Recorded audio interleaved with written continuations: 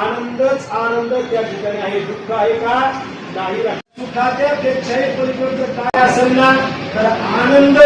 या आनंदाला विरोधी शब्द कुठंच नाही लक्षात ठेवा. म्हणजे आनंद कसा आहे हा गगनात सुद्धा मानत नाही. आनंदाची दुही आनंद तरंग असं म्हटलेलं आहे. म्हणून आनंद दुर्लभाती जे तुल नाही पुनरावृत्ती गोतो गोपी बोलणे निवृत्ती असंख्य सेविती तयाते आणि जो रासे मंडित सदा येथे पामरे असदा कदा जरा मृत्यू आणि आपदा ह्याची बाधा नव्हेच. योगी जनांना सुद्धा दुर्लभ हा गोलोक आहे.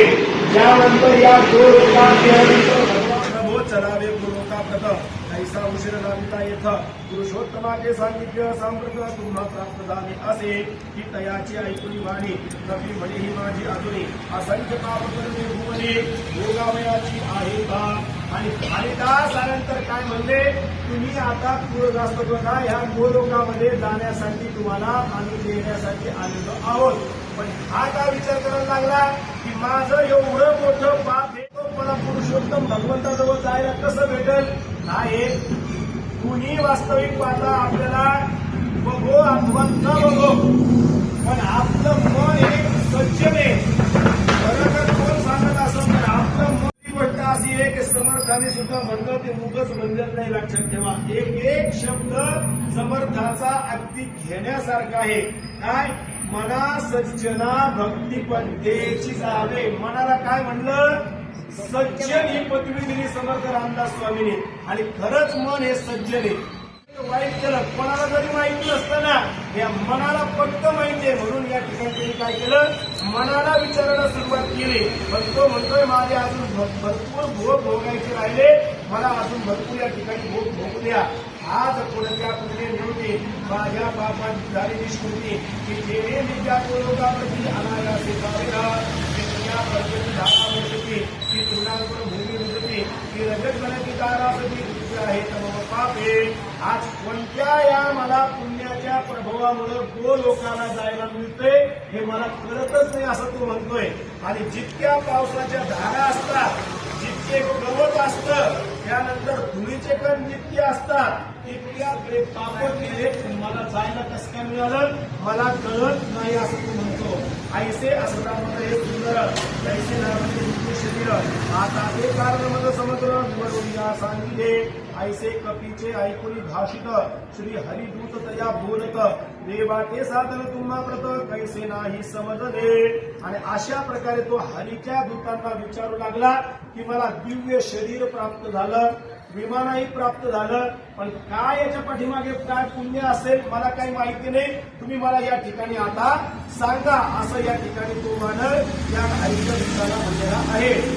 असा माझी उत्तम आणि श्री हरिश्री प्रिय परम ऐसा जो मास पुरुषोत्तम महापुण्य फलदायका. त्या पुण्य पवित्र मासाखाली उत्तम तप केलेसी काही जे प्रत्यक्ष देवाचेही होणार नाही कदाच. अधिक मासामध्ये खूप मोठं पुण्य केलं देवांना सुद्धा ते शक्य नाही. मी मागे तुम्हाला सांगितलं पुण्य कमवायचं असलं तर कुठे यावं लागतं मृत्यू लोकातच यावं लागतं. तेही आईच्या पोटाला यावं लागतं हे लक्षात ठेवा.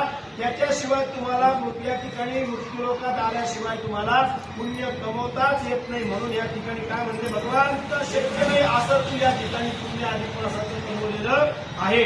वानर देहे तू सतत भ्रमता सता अरण्यात मुखरूढास्तव काही तवस्त तुझ वस्तू भक्षवेना तेने योगी नेलतपणेसी निराहार व्रत तुझसे सहदवृत्त्या अधिकमासी करुण आणि साचार आणि स्वजाती चांचल्य करुणे वृक्षावरची फळे तोडणे आपणानं भक्षवती म्हणून भूमीवरी टाकली सह ती भक्षू या संख्यचित्त झाले झालं आणि स्वे बहुदुःखात घडही नाही प्राशिरेस ऐसे मेहनतपणे तुझसी तप घडले अधिक मासी आणि त्या फळाच्या पातनेसी परोपकार झाला.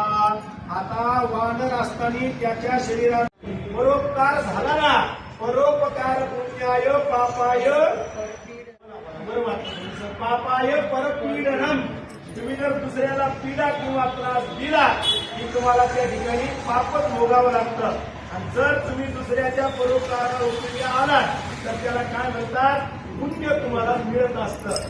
त्याने खायचं खाली टाकायचं येणाऱ्या लोकांनी ते उचलून खायचं हा काय झालं त्याला परोपकाराचं पुण्य वाटत नाही. लक्षात ठेवा. कारण काय होतं, उजळणी होती आपल्या भाषेत, विसरलेले पाठ हे परत पाठ होते. म्हणून तुम्हाला या ठिकाणी सांगतो काय आहे, 7 तत्व आहेत उपकारासाठी भगवंतांनी जन्माला घातलेल्या या मृत्यू लोकामध्ये. रविश्चंद्रो घना वृक्ष गावा नद्यश्च सज्जना येथे परोपकारी सूर्यनारायण परोपकारचे, चंद्र परोपकारचे, नंतर आकाशात येणारे ढग परोपकारचे, वृक्ष झाड परोपकारासाठी बनवले, नदी परोपकारासाठी बनवली, हरिश्चंद्र घडा वृक्ष गाय परोपकारासाठी बनवली, त्यानंतर नदी सज्जन म्हणजे ब्राह्मण किंवा सज्जन कसाही तुम्ही त्या ठिकाणी अर्थ धरा, पण हे लोक जे आहेत ना या परोपकार करण्यासाठीच जन्माला आलेले आणि परोपकार केल्यामुळे यांना पुण्य भेटतं. म्हणून याला सुद्धा काय झालं, त्या ठिकाणी उपवास घडला न खाल्यामुळे आणि तोडलेले फळं खाली टाकल्यामुळे त्यांना परोपकार त्या ठिकाणी घडलेला आहे. शरीर सुद्धा आपलं परोपकारासाठी भगवंतांनी बनवलेले. कसं तुम्हाला पटवून दाखवतो, त्या ठिकाणी सत्य आहे, शास्त्राचं आहे. परोपकाराय इदं शरीरम परोपकाराय वहंती नद्या परोपकाराय वहंती दुग्धा. गाय ही दूध देते परोपकार होण्यासाठी, नदी इथून तिथं वाहत समुद्रापर्यंत जाते परोपकार करण्यासाठी, ह्या कडीच्या त्या कडीच्या लोकांना सुखी करते. त्यानंतर परोपकाराय इदं शरीरम, आपलं सुद्धा असंच आहे. तुम्ही आणि मी या ठिकाणी जे बसलात ना किंवा प्रपंचात जे आपल्याकडे स्वतःच्या पोटाला उपाशी मारून पुढच्या पिढीला देण्यासाठी चाललं, याला परोपकारच म्हणतात. खरंय की खोटं सांगा तुम्ही मला या ठिकाणी. सगळं या गोष्टी आपल्याला चालल्यात ना की हे पोथीचं पुण्य कमवायचं आणि माझ्या लेकरा बाळाला नातवा बंधुवाला 7 पिढ्यापर्यंत कमवून ठेवायचं. हा काय झाला खऱ्या अर्थाने परोपकारच लक्षात ठेवा. आता धन संपत्तीचं पण असंच आहे.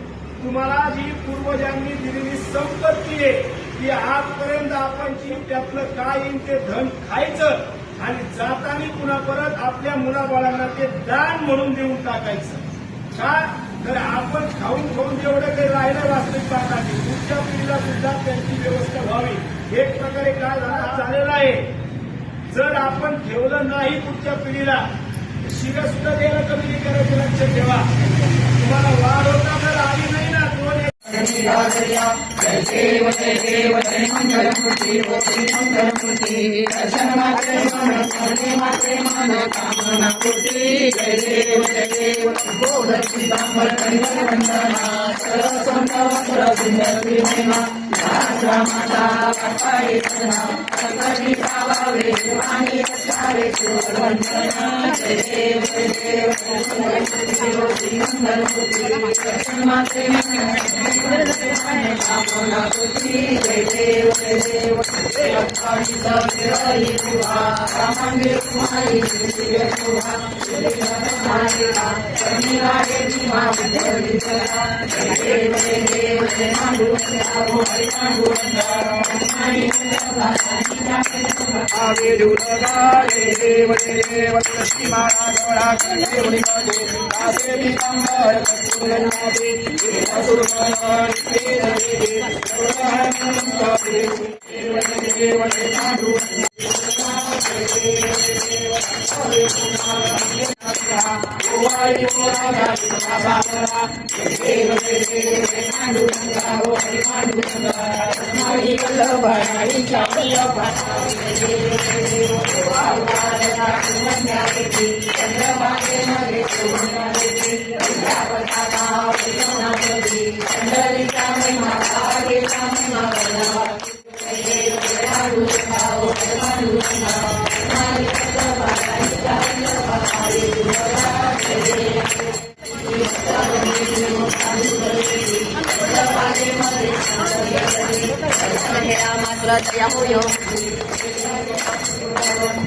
मात्र